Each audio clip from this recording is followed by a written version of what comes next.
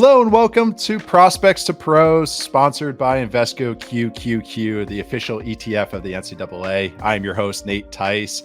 We are going to be talking quarterbacks today. Yes, the blue chips, the guys at the top, the signal callers, whatever you want to say, the field generals. But we're talking about what should be a loaded class, or something that we've talked about being a very interesting class, especially at the top and also the depth of it. So we're going to get into that today.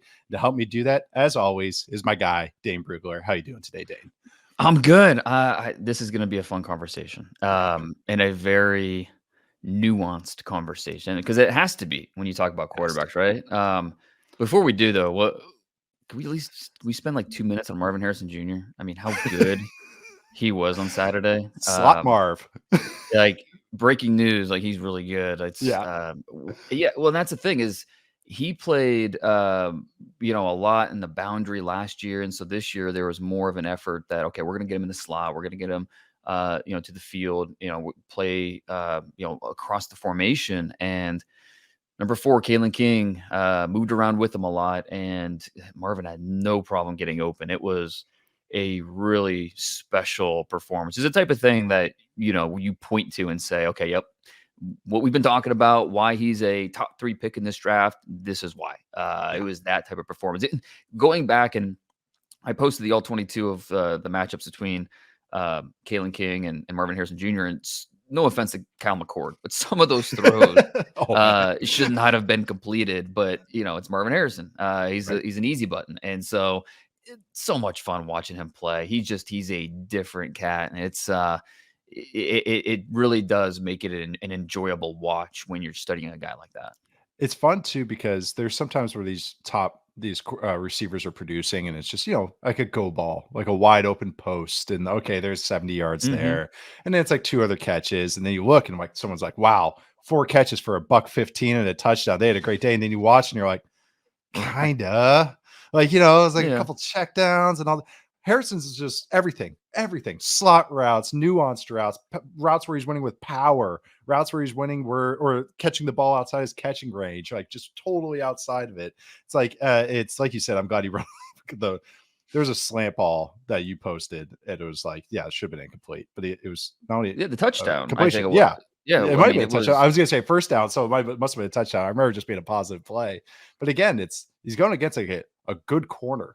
Yeah. And he's giving his quarterback room for error. And that's what you want when you have a true ace like this at the receiver position. He's so much fun. I'm glad he puts those clips, because they're just the details that they show, the technical ability that he has. The releases, the stem work, and at the catch point, the touchdown that he had.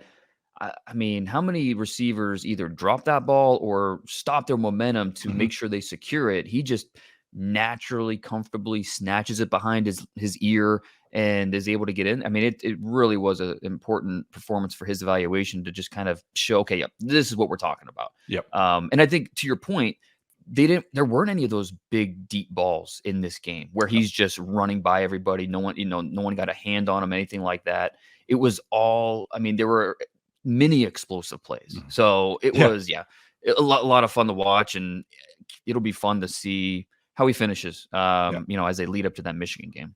I suggest anyone that's not really like watch Marvin Harrison, maybe seeing on the highlights, look at Dane's timeline and just watch those releases. That's all you need to see, because this guy's 6'4", all of 6'4", 6'3", high 6'3s and change. Like, he's legit tall at the receiver position, and he's doing stuff that guys that are 5'10", 5'11" should be doing, that we expect out of those guys. It's so much fun watching this guy. So glad we got to talk about him. Don't probably have to worry about the quarterback discussion from that game, so we can maybe put a pin in that, but we can talk about the guys that are at the top of the 2024 class. We feel like we let it cool. We talked about how this could be a quarterback 3 discussion every single week after Drake Maye and Caleb Williams, and just how that's going to be. But even at the top, there's been some interesting stuff, how these guys have played, Maye and Williams, like I just said, and the QB3 race and everything after that has been very interesting. There's a lot of guys to talk about, so let's just dive right into it. Want to just start with what has been the consensus number 1 guy, Caleb Williams from USC. Dane, so far this season, it's about halfway through the college football season. What have you thought about Williams so far? It's been up and down at times. Obviously the Notre Dame game was that was the one that sticks out as being his toughest performance up to this point, really just because those 3 interceptions. Yeah. It was one was just an inaccurate throw, the other 2 were just bad decisions. That I think he was the first one to say after the game, like it was a bad game. I should not have made those throws. Yeah. It was not it. But I think that. This is what can we ban the word generational, by the way? Yes, Can please. Let's start a petition. Whatever we got to do. When you put that type of word on a player, it just kind of it sets the bar way too, especially at the quarterback position. Yeah. Sets the bar way too high.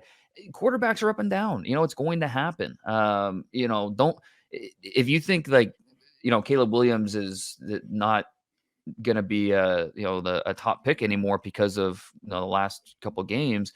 Don't go back and watch Patrick Mahomes at Texas Tech and I was just gonna say some of the games he had. Don't go back and watch some of the games Jalen Hurts had. It's just most of these players have games like this where I've seen Trevor Lawrence have some stinkers, and he's been my number 1 quarterback I've ever watched as far as a prospect. Right. And Justin Herbert had some of those. Yep. Right. Yep. I mean, Joe Burrow's one of the few that just in this final season just didn't really have one. LSU didn't face many speed bumps that year, but you're right. Yeah, but that's not the norm, and so and especially with the USC situation where the offensive line, the receivers, the scheme. I mean, there's a lot of context involved with him, and so just this past Saturday against Utah.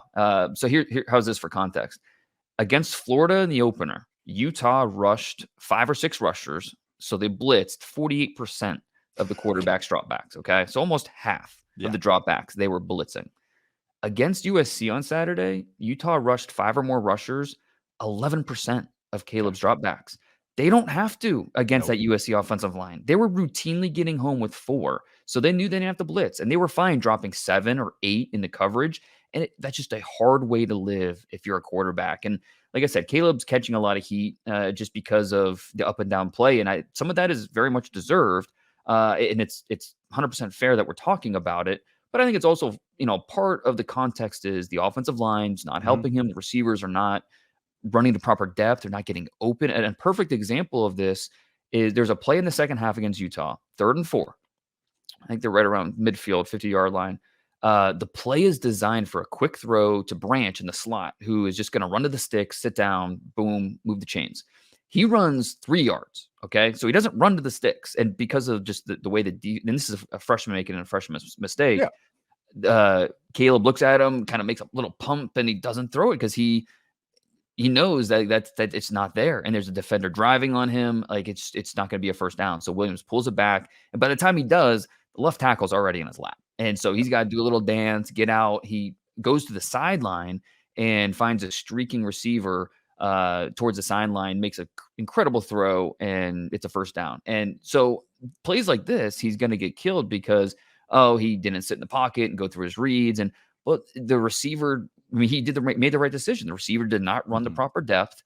And I think we see this a lot in this Lincoln Riley system where when the first read is not there, a lot of times the quarterbacks get on the move. This isn't a Caleb thing. This is something we saw with past quarterbacks in this system. So, it's all, again, this is all, I'm not making excuses for Caleb right now. I'm trying to. You're painting the picture of what the situation is. Right. Add context to when you evaluate him, all these things come into play. And this is why quarterback evaluation is so tough, because it's not as simple as, he missed the throw, or he missed the, there's so many moving parts here. And it's not like, we get it all right all the time, even though we're watching the tape and really examining these things from so many different angles. It is a thing where trying just to lay out all the context and have a dialogue about how we feel about it and how that's going to translate. And with Caleb, there is definitely a lot of nuance involved here. Yeah, I will say, just even traits wise, is he's so accurate, especially when throwing on the move. And naturally, he's just naturally accurate. And I keep using the dart analogy with him, is that because it's all elbow to fingertip, where he just flicks it. It's truly that flick where he's accurate, and he has excellent contact balance. That excellent to me is the top tier. You can kind of give a grade. Rare is technically the highest, but that I always found that fungible. Like no one ever gave it, so what's the point of having that grade on the scale? That's the 9. But I think he has excellent contact balance. He can throw zip from the weird angles, all the stuff we know. he has, and it's funny. I watched the Colorado game this morning on all 22, and I'm just about to get ready to damn him, going like, hey man, this guy's not progressing at all. It's anything time it's a 5-step drop back or a 7-step drop back. He doesn't find his checkdowns. He proceeds to find back-to-back checkdowns. Like literally after I wrote the note, he finds checkdowns. So that's quarterbacking, which is good, which I think is growth. That's what I want to see. And what you're talking about is a bug and a feature of the Lincoln Riley offense. It's heavily designed, some of the best designs you'll ever see. But the thing is, if that number one guy that Lincoln Riley designed all week to come open is not open, the whole thing comes unraveled. And so that's where you try to parse through this. Is sometimes once in a while it is Caleb's fault, but sometimes that's the offense. And the number two, the check down, quote unquote, is, hey, Caleb, go do something. Go. And so I think that's where even the generational stuff is annoying too, is that Caleb has so many good traits, but because people have labeled that, they expect him to be perfect. And he's 2021. He's only got X amount of starts. He hasn't hit a pro. And that's the thing, is this offense is going to be conducive to see the stuff we want him to grow with, because that's just the offense. So it's not until he's going to be a pro that we will see that. But I still think the traits are there. Some of the blemishes I had coming into the year, I still kind of have, but again, that might be some of the offense, the inconsistent progressing from the pocket, a little too reliant on creation, but he's really good at it. So again, you have to kind of parse through that. The only thing I think is concerning is the time to throw. It's over a half second longer than when Mahomes was at Texas Tech, and his pressure to sack ratio is almost at 20%, while Mahomes was at 11%. So that is, I'm not saying comparing to Mahomes, but Mahomes was more of a freewheeling quarterback himself. So just kind of to bring a little bit of context on there, that he's going to have to improve on that. He's going to have to improve a little bit on some of the timing throws over the middle. He can go coast to coast a little bit and not anticipate. But the thing is, he has the arm talent to do these things. He flashes that progression. He flashes the stuff that the quarterbacky stuff, which keeps, for me, a high grade on him. And so that's the thing, is that the blemishes are there. He is not maybe the high marks that we talked about that he might attain this year, but he's still an easy first round quarterback. And I think anyone that has said otherwise is kind of, I don't know. I think they're trying to hype up a wrong storyline, to me anyways. Right. Yeah. And again, it comes back to what was your opinion of him coming in? Was it buying into the hype of him being this generational guy? Like, if so, then yeah, you're probably disappointed by what's happened in the last few weeks. But in reality, that's probably not the best way to look at him. He's a really good player. But we have to look at him as a flawed player. Both these Drake Maye, all these quarterbacks are flawed in their own ways. And the time to throw thing is interesting, because I know, like, this was something like last year with Anthony Richardson. He was at 3.18 seconds time to throw. That was the longest. Yeah. I mean, higher than any quarterback that's gone that high in the past. This year, Caleb's at 3.10. So, I mean, it's, right under there in that same territory. But last year, he was like close to 3.3. So, I mean, he's at least getting down from where he was at this point last year. So,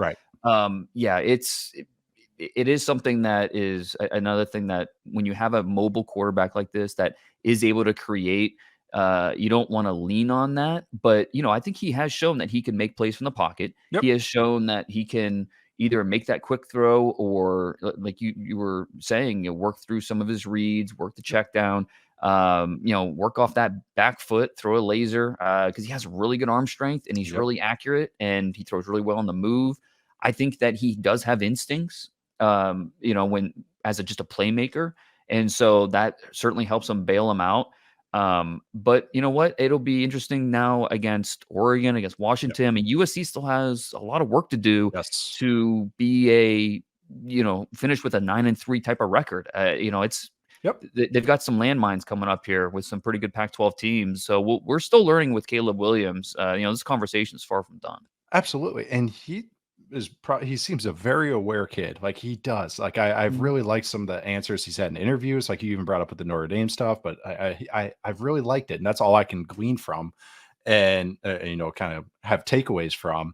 He's aware, Like, he knows what these blemishes are. I'm very sure that he's probably trying to improve upon. So I think the second half of the year is going to be really interesting to watch with him. But And this is one of the toughest parts about evaluating a quarterback is, okay, when you separate him from Lincoln Riley, what is he going to look like? I correct. mean, how do That's you why I don't want to damn him. It's right? because, yeah. And then this is what NFL teams will be. Okay, Yep. we remove him from Lincoln Riley's scheme. We drop him into our scheme. How is this going to look? It is Imagine him in a really Shanahan hard. offense on the Yeah. move, under center, throwing out. Right. Like, that's amazing. That would be like Yeah. fantastic. And that's like even a guy like Stroud last year. Okay, Mm, so much in the pocket, so much all this stuff. The offense that he runs in Houston is so different than what he ran at Ohio State, but that's where right. you look at the traits, what he does accomplish, and that's why it's translated so well so far in Houston. So it's a great point. Yeah. All right, going on to the other guy at the top of the class, my personal QB1, which has not changed, but that is Drake Maye from North Carolina. Halfway through the season, they just came off a loss. They were undefeated. They just lost to Virginia. It was on the CW. I had it. I had access to it. I watched way too much of it because I realized Virginia was keeping it close. So I was checking it out. But so far this season, what do you think of Maye so far, Dane? I had a high opinion of him coming in. My quarterback preview back in July, I said this is quarterback 1A and 1B. This is razor thin, and I've been very, very impressed with Drake Maye. Even against Virginia, which the box score scouts will look at it and say, "Oh, 50% completions." Right. They lose to a 1-5 team at home. Obviously, Drake Maye is bad, which plenty of people on Twitter told me the last few days. I watched the tape this morning, and it was a good tape. I mean, it wasn't a great tape, but it was a good tape. It certainly wasn't a bad tape. And he 50% completions, but 5 drops. Legitimate drops that hit the receiver in both hands, that a college receiver should make. Yep. A couple other plays where the receiver fell down. He had a 4th touchdown in this game that got called back because of penalty. And on that drive, they settled for a field goal, and that changes the outcome of this game. So there's a lot with Drake Maye that he's. Yeah, is he reckless at times? Yeah, he is. And there are reckless tendencies to his game that he needs to reel back and figure out, just don't make that throw, or because he is not afraid to test those small windows. He believes in his arm, he believes in his legs. He is a guy that's, he knows he has the tools, and he is not afraid he's not going to hold him back. He is going to go play and go push the ball, go be aggressive. But there are more positives with him than negatives easily. I mean, he is a legit, and I tweeted this over the weekend, but I'll say it again. I'll be very surprised if the first 3 picks are not Caleb, Drake, and Marvin Harrison, and in whatever order. I'm not saying I know the order. I'm not even going to try to predict it at this point, but I'll be surprised if those 3 guys aren't the first 3 picks because of just how high level they are. And Drake Maye absolutely belongs in that conversation.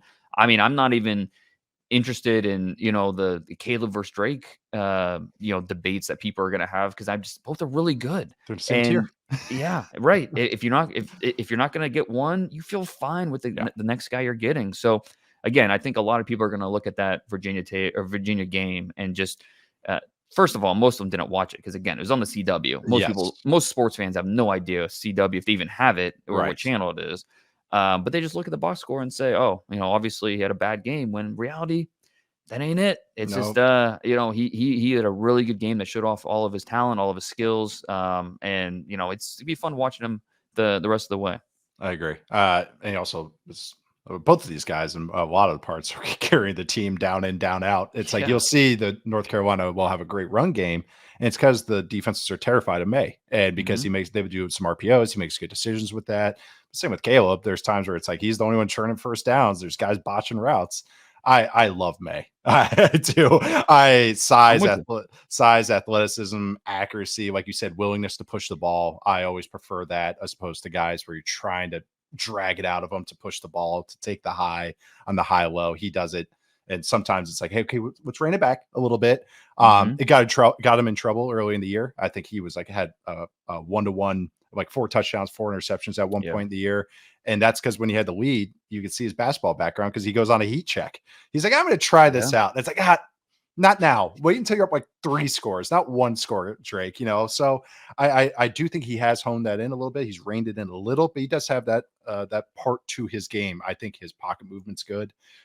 There's times last year, this was my main blemish with him, was that he would drift backwards.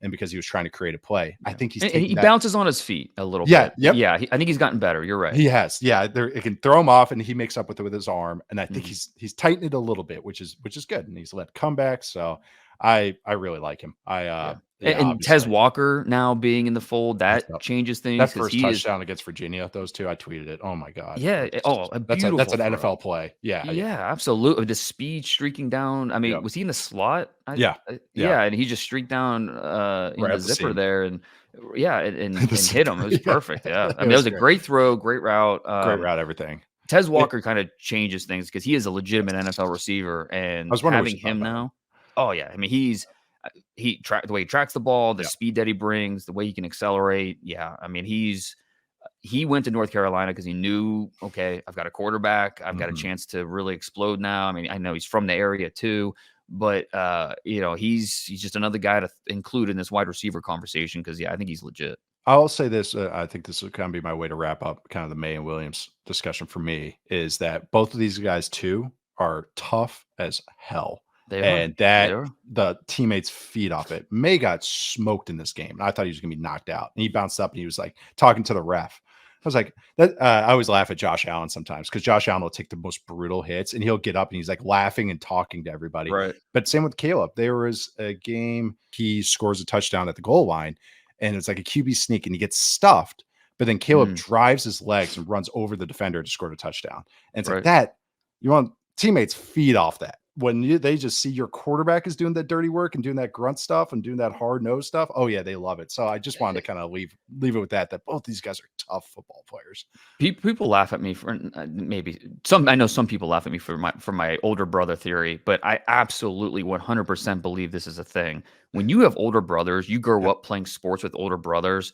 That just develops your toughness right away. It's Oh, different than if you're absolutely. the oldest and you like. It's just a little bit different. Drake May has 3 older brothers who are all high level athletes. Mhm. So he was playing with 10 and 12-year-olds when he's 6 and 7, and he's Such a good so, point.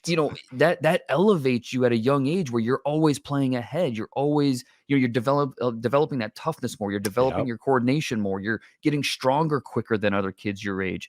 Drake May, that is, I mean, this is, and I mean, there's countless examples of this, I think, but this is one of those where he was the younger brother and he benefited from having 3 accomplished athletic older brothers that really pushed him growing up Yep. in a competitive family. Yep. That's part of the context here. That absolutely is. That's such a great point. Bill Simmons had a theory about having older sisters with Tom Brady and saying that because I think he had 3 older sisters or 2 older sisters that were accomplished Okay. athletes too, Okay. and why he was so team friendly with the deals and willing to get kind of take hard coaching and everything is because he had older sisters. Huh. Because because the older sisters made him go with the flow no matter what. Like they controlled everything, and he was like, okay.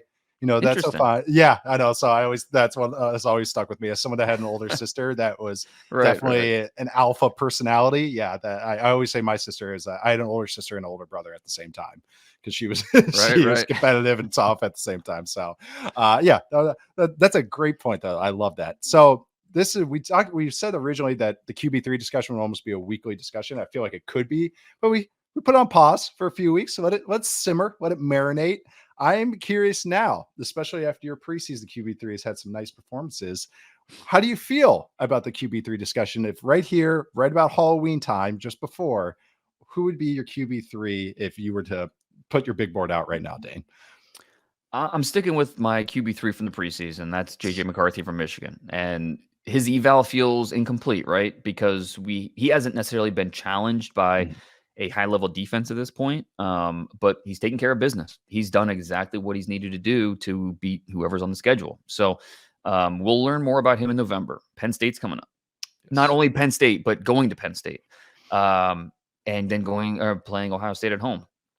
Those 2 defenses are top 10 defenses in the Mhm. country. So how he does against those, and look, I guess this is where we have to have the asterisk about what's going on with the sign stealing, and like I don't, it's tough because we don't know enough information. Now there's video of the supposed You see the assistant on Venmo receipts? oh no, That's yeah. There's people are going through the Venmo receipts and going like, why do you sell a T-shirt?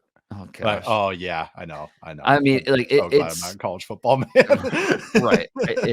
Well, okay. I mean, this is a perfect, conversation to have with you as someone that spent a lot of time, with different programs at the college Yeah, level, and as a quarterback, and you have a lot of responsibilities on game day. I don't know. I mean, kind of, what were your experiences with? Because I mean, sign stealing is not new. That's no, something that, and I don't care what sport you're in. I mean, if yeah, you're on it's part of the second game. base, you're always trying to look and see what the catcher's doing with his Pull that fingers to jersey, figure off out. ball pitch coming. Pull that Yeah, absolutely. I mean, jersey. it's that's part of it. So, but your experiences with sign stealing and all that, kind of share that with the listeners. Oh yeah, as especially as a professional backup quarterback, or actually Mm, wasn't professional, college backup quarterback. That was what I did a lot of, especially when we were on defense. Um, when we were on offense, I would more look for personnel, and that's usually pretty basic. Nickel, five, like base is like big, or a goal line would be big arms. But when we would be on defense, I would look for the opposing team, look at the opposing quarterbacks. And it'd be so funny that some teams would have 500 guys fake signaling. And then, right. as the game went along, some guys get lazy and you can start kind of piecing together what it is. I would say actually at Michigan, when Rich Rod was there in 2010, they had all these fake signalers, all these signs, everything. And Rich Rod was a signal guy. So Mm, after a while, you realize that, and then you can even see on the box score, we ended up blowing them out. But it was like they had like a 10-play drive, and that's when me and the other backup quarterback figured out the signals. And then they went 3-and-out, 3-and-out, and we were up like 3 scores. But it's part of the game. That's the mm, thing with NCAA. They don't have the headset. I think the extent that Michigan did it was kind of like, oh, you got caught, but everyone yeah. does it, and you still have to stop it. When I was at Pitt and I was a GA, I'm in the box and I'm sitting next to the defense coordinator. I was on offense, but again, we're on defense, so I'm writing my notes, and I have my binoculars. I'm looking at their sideline against Old Dominion. Taylor Heineke was the quarterback there, and right away figure out their signals because they only ran like 5 plays. Like curls was Hank, which is curl flats. Like Mm, a machine gun was their center pull play. Like I can remember to this day. So this is the point I want to bring up. If you look at that box score, we did not stop Heineke that day. It was so you still can know the signals. You can still know what the play calls are. You still have to stop it. You still have to right. have the right design. You still have to have everything. So to me, there is some advantage and there's some tendencies, but you still have to communicate it to the players. Do the players know what that call is in the loud environment? So that's where I kind of go back and forth with that. I think it's part of the game, especially with college, but I think people are making way too big of a deal of it right now. It'll be interesting. Just, I mean, first of all, I doubt we'll have any resolution to this in the next, I know.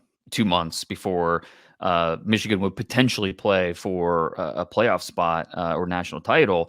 But it's gonna be one of those things that we'll probably find out in June, and they'll vacate wins, and by this Yeah. time, Harbaugh will be moved on. And I mean, I think it's kind of funny that people are saying, "Oh, Los Angeles Chargers head coach Jim yeah." Harbaugh. I think it's funny that people are just talking about Harbaugh going to the NFL like he hasn't been trying the last 5 years. Right, Every right. single offseason, he has tried, and no takers. So, I mean, now at this offseason, he might not have a choice, and he might just go and be an assistant or something. But yeah, it'll be interesting to It see will how be. this plays out. But yeah, back to McCarthy, he's playing Back really to well. this quarterback.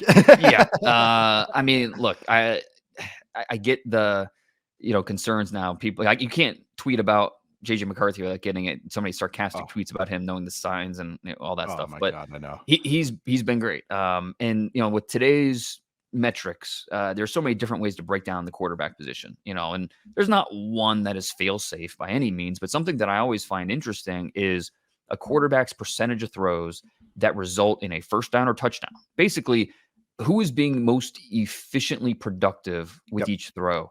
Anything over 40% is a good number. CJ Stroud was around 44% last year. Bryce Young was 45%. McCarthy leads the FBS right now with 56% of his attempts going for a first down or touchdown. It's a great number. That's Jayden great. Daniels is second, 52.6. Caleb Williams is third, 48.7. So all three of those guys, great numbers. But with JJ, I think all the tools are there. Yeah. And just this year is all about, can he be more consistent? And so far he has. I mean, really, except for that Bowling Green game where he had 3 inexplicable interceptions. He hasn't thrown a pick outside of that game. He's really good off platform and on the move. His touchdown, and I tweeted this clip, but he had a touchdown to Rowan Wilson against Michigan State on Saturday, is a perfect example of this, making the blitzer miss, moving his feet, getting outside the pocket, throwing on the run, and it's 6 points. He has just such a dynamic set of skills, and I think the intangibles are top notch. There's just a lot of things that in a quarterback I want, and it's consistency now. Can he be more consistent? How he plays in November against I think it's a 3-game stretch: Penn State, Maryland, Ohio State. How he plays in those 3 games, that will tell scouts a lot more on what his draft grade should be. I think it'll determine whether or not JJ McCarthy comes out or he goes back to school. So yeah, there's a lot of things kind of TBD with McCarthy, but to this point I don't see any reason why I should move him off my quarterback 3 right now. I think he's a clean thrower. I think his arm strength is pretty good, but then he'll crank it and zip it. He sometimes has to crow hop into it, and I think he's a good athlete and great. Do you have any knocks on size at all, like that, as far as weight or anything like Lean, that? yeah, Lean, yeah. Because height's not an issue, but No. he does have a leaner frame. Yeah. I wouldn't call him skinny, but he's not built, and so he's a very just and slight's not, I don't even know if slight is a good way to describe him, but he is, but it's not, I wouldn't say his weight is a positive by any means, but I think for the most part, I think he protects himself. Like you don't see him take a ton of really heavy shots. No, it's not Jayden Daniels. Right. We'll talk about Daniels, but he's a maniac. He's Johnny Knoxville. He is, and I absolutely love him for it.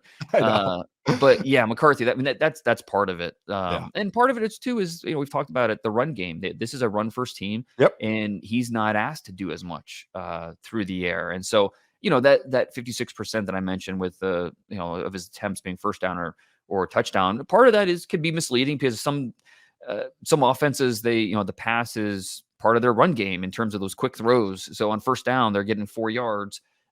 Which is by design, that's as good as a run. And so, it kind of skews things a little bit. But again, the opponents that he's had, the situations that he's had, he's stepping up and making throws. And we can only go based off of the tape that we have. And so far, if the draft was tomorrow, JJ McCarthy would be my quarterback 3. But again, November coming up, there's a lot still we need to learn.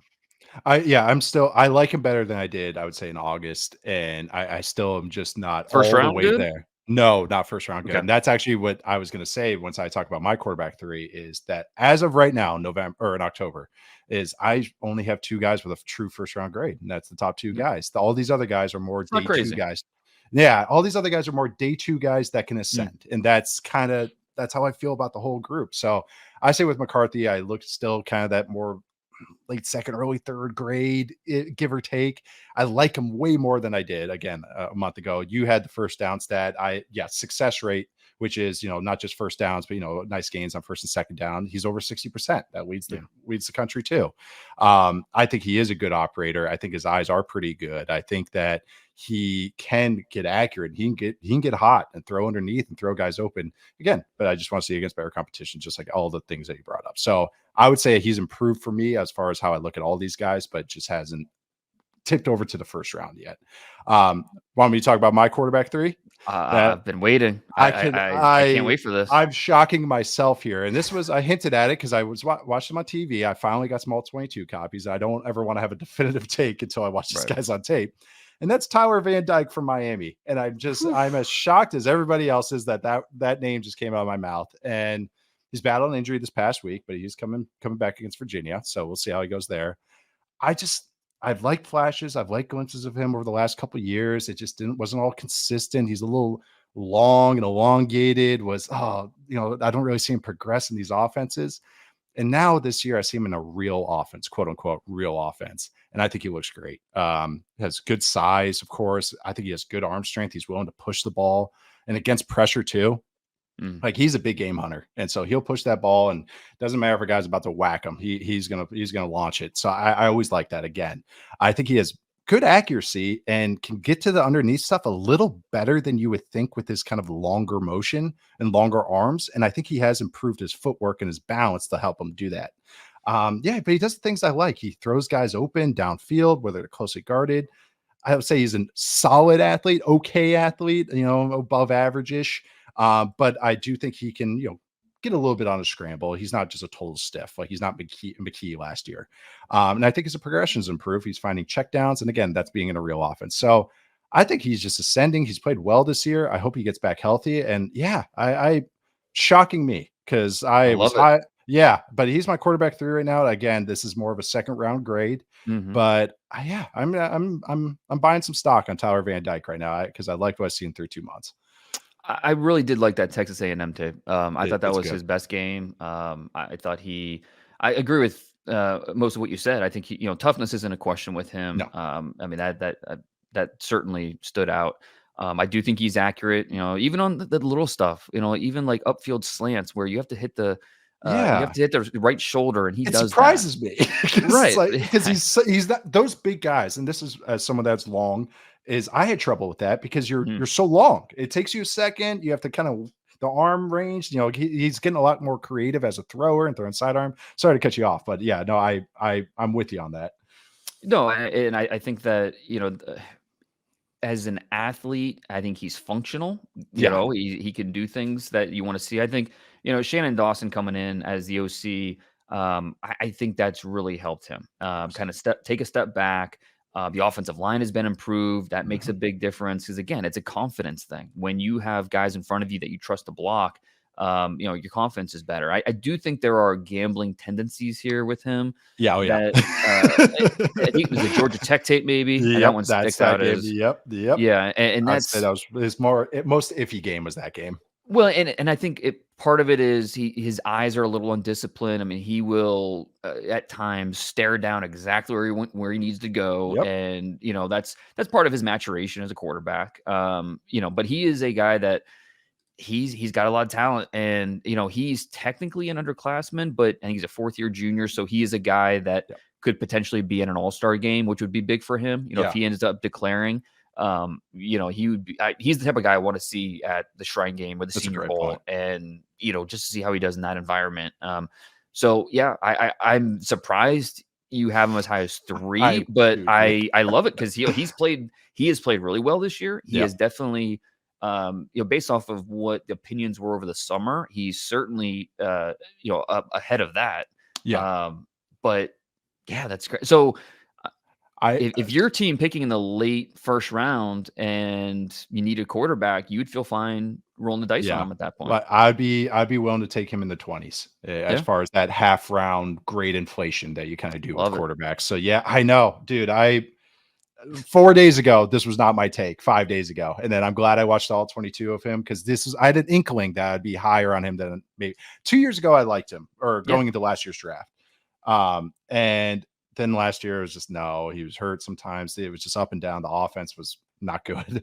And so I was like, all right, I kind of cooled on him. But it's really nice. And this is continues some of our Caleb Williams discussion, is that seeing him in an offense that's more quote unquote normal and seeing him those kind of normal-ish progressions and everything. And it's like, oh, you do have it in you. So yeah. that's why he's He's rapidly ascending up thinking my board. less. Just in Yes. a He's different place. playing. There's a comfort level There there that is. we didn't see last year. Absolutely. So when he does get pressured, he's not panicking. He's He has an uh, answer. yeah, Yep. right. Yep. Even if it doesn't always work out, he doesn't look panicked like he did last year, and that's a Okay. huge part of Huge. maturing as a quarterback. So Yeah. yeah, I mean, while I don't have him as high as you do, I am very encouraged by what we've seen so far in terms That's of him yeah. growing as a quarterback and making him or making us pay attention more to, okay, he's not just the guy that we saw last year. He's getting better and better. And I really wanted to see him against Clemson. I know. That was a bummer with the injury, but yeah, hopefully he gets back and we can see him against some more quality opponents here. Yeah. Who else? Who do you want to go next? I don't know if you want to go with your like what you have as your QB4, or maybe is there a crop of guys that you're looking at in that kind of range? But who do you have at this point, or do you want to talk about next? Let's talk about Shedeur at this Okay, point. I know you just watched Colorado this morning. So what I do you think did. of Shedeur Sanders? I first and foremost, and I mean this in a good way and a bad way, is that I think he should go back for another year. Mm, Because, but why I'm saying that is because he's rapidly improving, but he's not all the way there yet. I think his footwork can be a little scattershot, and again, another guy that's too bouncy can lead to some timing issues. his awareness in the pocket. It's kind of funny. Some of the negatives I maybe had with Maye, they're not the same type of player. It's kind of the same with Shedeur, fading back in the pocket, maybe trying some stuff, but that could be inconsistent because working back in the pocket's a death wish in the NFL unless you're a freak 1% athlete. I think the arm talent's there. I some of the throws he had against Oregon, even though it wasn't a great game for them, he threw a couple guys open, and that surprised me. Like he had some sideline throws where he's truly placing the back shoulder, and I was like, oh, that's when he's comfortable with the route and comfortable with what he sees, you can see the flashes. And I think that's where some accuracy helps out. When he's not comfortable and that's where it kind of comes unraveled. And that's why I think he needs more time.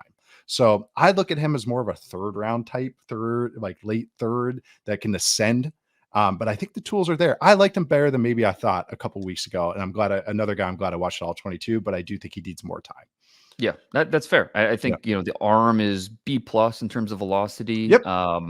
He navigates the pocket pretty well, keeps his eyes downfield. The poise is something we've talked about before, how that is just a central part of his game. I mean, that is the connective tissue that really helps him be a playmaker. Whether it's the late game situations or it doesn't matter the situation. He has that poise that you need from your quarterback. I listen to his teammates talk about him. They talk about his leadership. They talk about his attention to detail. That even when he does scramble, they know he's going to go make a play. I'm going to go help him out. Like it's just the play is never dead. And so when your teammates have that type of belief in you, I mean that really accelerates an offense. And so with Shedeur, does he hold the ball too long, too much big play hunting, things like that? Yeah, there are times on tape where he's just missing open receivers because maybe his eyes aren't in the right place, or he's passing up a double looking for a triple, whatever it may be. But that's part of growing up and developing as a quarterback. So it's on a brand new team with brand new receivers, mostly brand new play caller. New play caller. I mean, he's got one of the best touchdown interception ratios in the country. It's like 21-3. He plays a lot of balls. And Colorado's got a couple other big games coming up here, so it'll be fun to see because he started so hot, right? Where it was this come out of nowhere. All of a sudden, the first month of the season, he's this Heisman contender, and then they have a few tough games. And a Stanford game was a debacle in the second half. Now it's coming back down to earth a little bit. And now what does the month of November look like for him? And I agree with you. I think he should come back. I think there's a good chance he will, considering we talked about it before, NIL and I doubt Coach Prime's going anywhere, at least for another year. A chance to play with Travis Hunter and whatever other receivers they bring in, whatever upgrades on the offensive line. So Colorado, and next year was the 12-team playoff. So Colorado could be a legitimate playoff contender next year, which, I could certainly understand why he'd want to take advantage of that while making $6 to $8 million through NIL and putting off the NFL. Being one of the most prominent teams rather than being, in terms of brand, there's no bigger brand right now. Even bigger. He's bigger than Caleb in terms of just pure brand as a player. So, I think a lot of signs are pointing him to going back, which I think would be a good thing for him long term. That's why I want to kind of come back to why I'm glad I watched tape on him, especially that Oregon game, because so much got out of hand. His presence was what was helping. Like he was playing quarterback, and playing quarterback is being that leader. And sometimes it's the rah stuff. Sometimes it's I'm the first one every meeting, but sometimes it's just I'm the only one staying calm. You guys better chill out too. That's kind of how he played. I'm glad I liked him more than I did a few weeks ago. And I thought he has more quarterback to him, and it's getting better every week. So this Saturday will be big. Against UCLA. That UCLA defense line will get after you. And I mean, they rank top 5 in the nation in terms of just pressures from the defensive line. So how Shedeur navigates that and handles that'll be big. Yeah, absolutely. Who else can we go with here? We already talked about plenty with Bo Nix and Michael Penix. I know those guys are other guys that we talked about. Do you want to talk about Jayden Daniels from LSU? I think we have to, because Jayden Daniels, man, it's funny. I liked him at Arizona State. I was like, this guy's kind of underrated. He's kind of like a 6th round version of Trevor Lawrence, because he's a string bean, long, can move, and all of a sudden he goes to LSU. 2021, or sorry, I'm sorry to cut you off. The 2022 class, I remember I first watched my first group of quarterbacks, and I said the two quarterbacks that I'm liking more than the other guys right now are Desmond Ritter and Jayden Mm. Daniels. Like those were the two You guys. like And those that, skinny yeah, guys, I know, right? Something about the 205. I think it's because I right? want to go back to that. I want to be a freshman in college again. Where Well, hey, right. Daniels, he's 205, 207, but I think scouts are happy with that because he was 185 as a Oh, junior at so Arizona State. And so the fact that he's gotten much significantly bigger is good. I mean, he's still, you wish you were 215, 220. yeah, That's just not his body type. But yeah, he took a big step last year at LSU, decides to come back, and he's been so good this year. I mean, he yes, leads the Heisman conversation is interesting right now because Penix had a dud against Arizona State on Saturday. The way JJ McCarthy's been playing, but Jayden Daniels, he'd be a hard guy not to vote for right now. He leads the nation in touchdown passes. He leads the nation in plays of 10 plus yards, plays of 20 plus yards. I mean, because he is a true dual threat guy. He will yep. beat you with his arms, with his legs. He's a little crazy with his legs. I mean, you wish he So took funny. better care of himself. It's Some of like the he tries contact, to. It's like he he tries to go for like the craziest hit. He's yeah. like, how can I get hit the weirdest How can way? I show you how tough I am? Okay, linebackers running. Okay, I'm gonna play chicken with this linebacker because I'm gonna he's jump into him. right. Yeah, he's crazy, but you respect it. You do. But yeah, the most 20 yards or no, the most plays over 20 yards this year. Jayden Daniels at 57.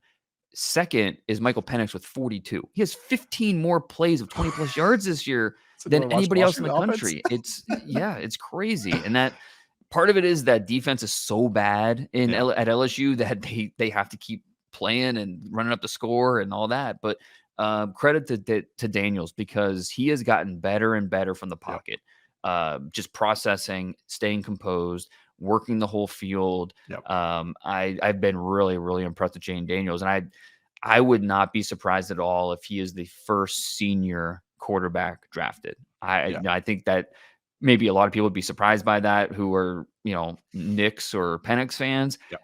Jayden Daniels, he will be ranked above those two for several teams. I promise you. The way he has been playing this year has been a lot of fun. Consider me one of those several teams because Yeah, I would have him over those guys too. yep. Yeah, You and I both. yeah, he knows how to win. Like, and what I mean knows how to win, I mean more just like out from the pocket, getting the ball out time, and then that's why the creation stuff comes in is because he knows that's when he has to do it. It's not every Mhm. play he's running around doing all this stuff. It's just that okay, when it's time to go to creation mode, he lets it all hang out, and it's kind of fun. But almost like I'm not saying 1-to-1, but I was going to say like a Diet Coke, skinny, tinier version of Jameis. I don't know, like, kind of just that craziness, like willingness to push the ball, can throw it accurate. Notice that he's a pocket passer. I don't know. That's like the only way I can describe him. Okay, But yeah. I like him. I'm with you. I looked at him as more of a day 3 type. Last year he was good, but how he's playing this year, yeah, I think he's in the thick of things with all these other guys because he's just playing good ball. He's even stat wise, you brought up the first down stats. He's second in success rates. That's including all of those throws. And then he's first in EPA. Yeah. So he's doing all he can to win games for LSU right now. And he's doing some good stuff because we're talking about the recklessness and all the crazy stuff. He plays smart ball. Like he is a good pocket passer and accurate and everything. He was even like that at Arizona State. That's why I liked him. So yeah, I'm glad I'm not just kind of like seeing a couple throws and just kind of praise that up. So I'll talk about Quinn Ewers. Any thoughts on Ewers last month or so? We haven't hit him up in a couple weeks, maybe. Yeah, and I thought he made some nice throws against Houston. The touchdown to Mitchell was a great route and a good throw. The throw to Xavier Worthy, the touchdown was good because outside of that Alabama game, he's been dreadful down the field. But so he had a good game going. It was like he checked the box and he was like, never have to do it again. right. This isn't a quarterback running the 40-yard dash. It's like, right. That's not how it works. But Quinn is tough because he's clearly talented. This isn't a talent issue. It's just, I think he's a young player who it seems frenetic at times where his eyes are all over. it makes things a little more difficult than they should be. And I don't want to make it sound like he's had this bad year, because he hasn't. It's been far more positive than negative. But I when agree. you talk about him as a potential first round pick, this is where you nitpick. And with him, it's just, it doesn't always feel composed. And, it's the deep ball stuff that now he's injured. And so we don't know when we're going to see him back on the field. That's not encouraging for a player that you want to see more tape on. And so the Quinn Ewers conversation right now is tough. It's hard to have, at least for me, it's hard to have a firm opinion that, oh, he's definitely this or definitely that, or like, I'm just not there with my evaluation on him. And look, I learned this a long time ago. It's okay to say that, This is not April 25th where it's, time to draft these guys. This is October. It's not even Halloween yet. It's okay to have an incomplete feeling about especially a quarterback, but really any prospect. And that's where I'm at with Quinn Ewers. I like him. He's talented. But in terms of understanding or having a great feel for what he's going to be at the next level, where he should be drafted, what his value is, I'm just not 100% there quite yet. I am really nothing to add, because that's literally what I was going to talk about. I was like, he can get hot and it looks just as good as anybody. He can make throws, but it's so inconsistent from drive to drive, from play to play. I've seen them repeat play calls, same coverage look, and he's going to two different reads. And that's woo, woo, woo. That's just scary. That's an alarm bell, because that just means, is he guessing? Is he just not seeing cleanly? Another guy, and like you said, the injuries. But then he'll make a third down throw and reel you right back in. That's just the best. Yes, exactly. And that's why I even at the beginning of the year, I think I had him at 4, because I was just, I don't know, I'm interested in what he could do. And like, he gets these high throws are sticking in my mind. I do think he has, like you said, he's played good ball this year, better than what I thought, but some of those bad mistakes, some of the inconsistencies reading the thing. He doesn't have overwhelming size, athleticism. That it's fine athleticism, but not overwhelming. So that's the mistake eraser. That's why so many times I bring up size and athleticism. I know you do too. I'm just explaining to people listening, but it's just that those are mistake erasers. That gets you out of harm's way. That lets you create when plays aren't going well, either your fault or the scheme's fault. So I'm inconclusive with him. He's one that for 2 years now, I would say a year and a half now, I just every day, every week, every time I watch him, I'm just like up and down with him. Just as how he plays. Right. So then Riley Leonard was my QB3 going into the year. High ankle sprain, and he was kind of a NPC, non-playable character against Florida State. So that kind of didn't really get me much. He's another guy that I think should head back for another year. I was liking what I was seeing, but still, I think he just needs time. But I don't think it's anything damning with him. I have more, again, another guy that I have more of a third round grade on, but I like it. He's accurate. He's got a good athlete, but he needs another year, I think. There's just not a lot of NFL throws on his film, especially this year. So much quick game. It's like, right, exactly. It's push the ball, and it's not that he can't do these things. It's just that's the offense. Show me his 10 best plays or his 10 best throws, and it's not going to stack up next to any of these other quarterbacks in this draft, because it's just he's not asked to do that consistently. There's a reason that me and you tweeted or used the same exact touchdown throw going into this year, because that was like one of the few plays, that you saw him push the ball, and it was like in the red zone. It was like one of the few times he saw it, because you're like, that there it is. Like, but again, you don't really see it with the offense. Sorry to cut you off, but I just thought it's just exactly. Yeah, it's part of that offense, right? And it's no different than what we talked about with Caleb and Lincoln Riley's offense or any of these things. It is hard to take a guy out of a situation and say, okay, this is how he looks now, but in ours, this is why it's going to look a little different, or this is why I look the same, or whatever. It is not a fail-safe type of equation to make. So it is tough, especially with a player like this who has talent. Clearly, he's tough as nails. The character stuff's off the charts. The talent is there. It's just, what is he? Can he consistently make those tight windowed throws when you need him to? Can he consistently bail you out of trouble if you need to put the game on his back? It's hard to be there quite yet with him. And as a guy that was a basketball first player for so long, who like most of his life, it seems like, and then stumbled into, I'm a college quarterback. Those guys, it's just like, sometimes they don't know what they don't know. So I'm sure Right. he does. He's like, yeah, this is the offense I run. And he doesn't even know that he wants to push the ball. That's just what I'm told to do. So again, I think if he does come back for another year, I'm excited to I think he'd be at the top for me, him and Shedeur for the 2025 class. I'm creating a storyline in my head that hasn't even happened yet. So like this guy could he could come back after the high ankle sprain and just keep playing and be okay. But I just wanted to mention him as well because I think that's where I'm at with him. Any other guys that you want to throw in here? We kind of wrap this up. I'm glad we got through a lot. I'm pretty proud of We us. did. Yes, I know.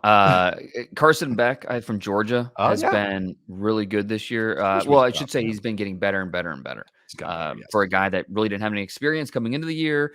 And I was surprised that they don't have this true stud at running back. They've got a good running back room, but they don't have that true stud they can lean Feels on. weird at Georgia. Right. But they've asked him to throw it a lot. And he's done a nice job. And like I said, every game you see him get more comfortable and push the ball downfield. Now, not having Brock Bowers for here in a couple weeks, that will play a factor in how he performs. But for the most part, Carson Beck has looked good. My favorite maybe mid-round senior in this class is Michael Pratt from Tulane. Oh yeah. Big fan of Michael Pratt. I think He's he's a football just player. yeah, he's a guy that could have transferred and gone to a bigger school, and I think the collective at Tulane stepped up and made sure he stayed put. But he's a fourth-year senior, so he's another guy to have a decision. He could take that COVID year and maybe transfer somewhere else, do the Sam Hartman type of deal, or he could go to the NFL draft, and I think he'd be somewhere in that 3rd to 5th round range. But he's a guy that I don't think he'll go in the first 2 rounds, but he there's a lot of what he does that I like, that I think translates well to the next level. Yep, I'm right there with you. I think we talked about him a few. He had a game early in the season, I think, and I liked what he was doing, and he was clean. He cleaned up some of his timing. He was a little quicker anticipating stuff. Another guy that kind of stumbled into playing quarterback. These guys need their reps, and why I want to bring this up is that those reps are more valuable to the guy that has been playing the position since they're 5 years old. Right. And that's been gone to camps every year and has a private quarterback coach in high school and has all this stuff. So those guys are kind of sort of maxed out. While a guy like this, like a Pratt or Riley Leonard, It's the Josh Allen factor. A yes, guy that didn't grow up going to those camps, or no, didn't have a quarterback train or anything like that, and he just kept getting better and better and better because he had not hit that ceiling yet. Every rep, they get more XP in the video game than a guy that's already maxed out at those things. They don't get as much juice out of each rep that you get. All those Madden drills that you're running them through. But no, I like Pratt. What about Dylan Gabriel? Does he do anything for you? Oklahoma quarterback, former UCF quarterback. Not really. Fun. Yeah. Not really. I think he doesn't see the game that well. I think he gets away with some of it. So I like him though. Like, I mean, I'm not saying like, oh, he's the worst I've ever seen. I just, as an NFL prospect, I think he's more like a fun run around day 3 guy. Yeah. I mean, he's efficient. He's like he doesn't have necessarily one thing that you point to and say, okay, that's gonna get him over the top. His size is okay, the arm's okay, but he delivers a catchable ball. He's the way he plays. Yeah, it's, obviously against Texas, he made some plays when it counted most. So, Oklahoma would be interesting down the stretch. When can he do it consistently for 12 games? And play at this high level. So, but he's at least a name that I think has helped himself with what he's done this year. There's so many of these senior quarterbacks. We haven't mentioned Sam Hartman or Cam Ward or Jordan Travis of Florida State. Right. Any of those guys that you think are worthy of the mid-round conversation, or are these all just mid to late round type of players? I look at all those guys mid to late. Travis, I think is a lot of fun. He's another one of these guys. And I always say that term run around. And I think that, yes, they might not be a dude as a true blue starter, but I don't think I like that archetype as a backup.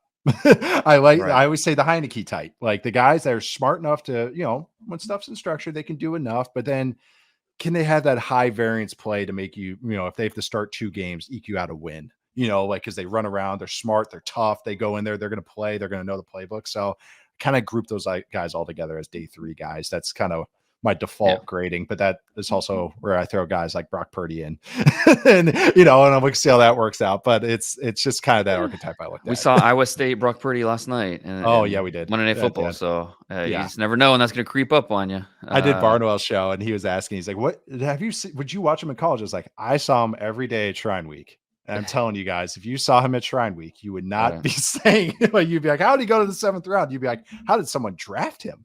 Right. I mean, he was very close to going undrafted. I know, but that's what I'm saying. It's like, even that. Right. No, but it's, you never know with situations and everything. But that is, coaching matters. Situations matter. We're talking to some of these guys we like, and we're saying some of the systems aren't conducive for them, or we don't know. It matters so much. It is. All I know is this is not the last we'll be talking about these quarterbacks. This is going to be a conversation we continue to have. My updated top 50 comes out next week. And so I'm kind of navigating how many quarterbacks are going to make it. It's always tough when you include a quarterback in regular rankings because they're just the positions are weighted differently. It's so hard. Marvin Harrison Jr. is the best player in the country, in my opinion, or the best prospect in this draft. But quarterback like Caleb or Drake, I mean, they impact the game more, so do they go above him? It's always tough. Quarterbacks really shouldn't be in the same rankings as other positions, but it is what it is. But it's a half grade inflation. It's that's why I always like, oh, you have a 2nd round grade on him. Would you take him the 1st? Yeah. Then why do you have a 2nd round grade on him? But it's how it works. It's how it works. That's it. I know. That's some people just can't wrap their heads around it, but it's how it goes. No, but thank you so much, Dane. This was a lot of fun. We teased you guys last week with some offensive tackle talk. Just for the junkies for that. So let's get back to the pretty boys with the quarterbacks. But thank you guys so much for joining us at Prospects of Pros. We will be here every single Wednesday, and see you guys next time.